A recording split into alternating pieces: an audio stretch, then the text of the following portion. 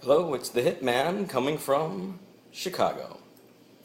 And I was going to pick up off of my last video and discuss just a little bit about my situation with the Lake County Sheriff.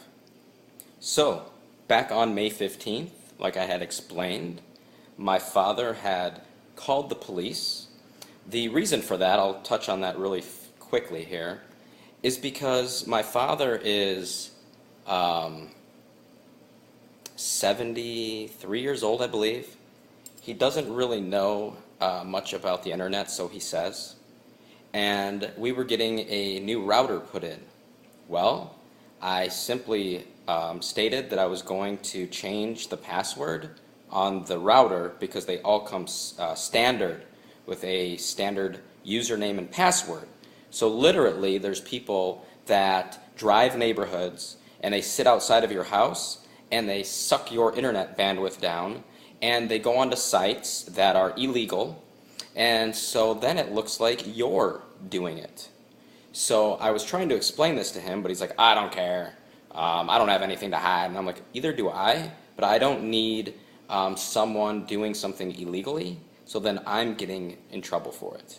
And you should worry because they could steal your identification, steal your identity. They can throw anything they want. These people know what they're doing, and it's more beneficial to be safe than sorry.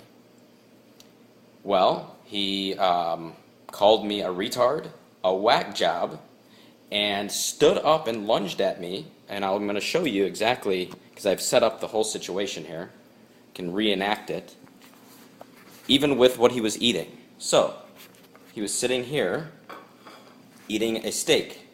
Knife, fork, okay? He is right-handed, so he's cutting with his right hand.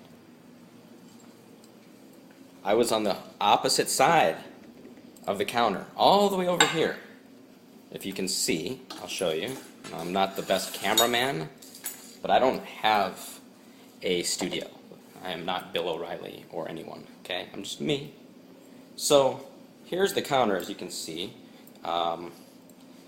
If you can see how long that is, I have to reach across. You see that? It's like, I would say 3.5 feet. So I'm standing here, he's there, and I said, I need to change the password on the router.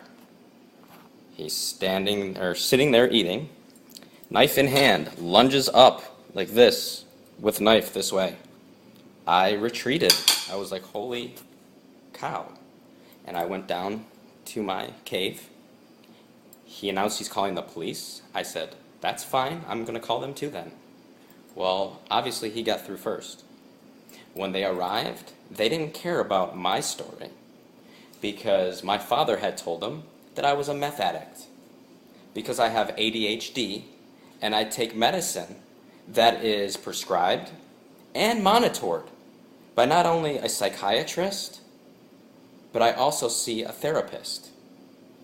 And my medicine, and now it's monitored by my probation officer because my father told them that I was an addict, which that's true, I'm a recovering addict, but I've never been addicted to my ADHD medicine, and I've been trying to portray this to them by saying, you know when somebody's abusing their medicine when, let's say they have to make a refill early multiple times.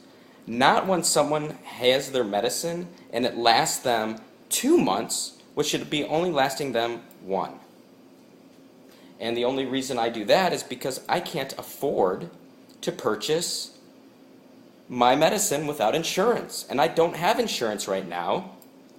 And now since I had to plead guilty to domestic battery, I can't get a job anywhere. So, I ask you, what does someone like myself do in this situation? Do we merely lay down and rest and be like, you know what, yeah, I'm going to take that? I'm not going to, because I don't feel I need to suffer anymore. My kids were stolen in October, along with my dog. I have suffered enough, and I've had enough. So, I've merely asked my father to tell the truth. What is so hard about telling the truth? Because he knows for damn sure I did not punch him in the hand, nor did I touch him, ever. So, with that being said, this is the Hitman, and I don't approve liars. And I don't approve having to do probation for something I didn't do. Until next time, the Hitman approves.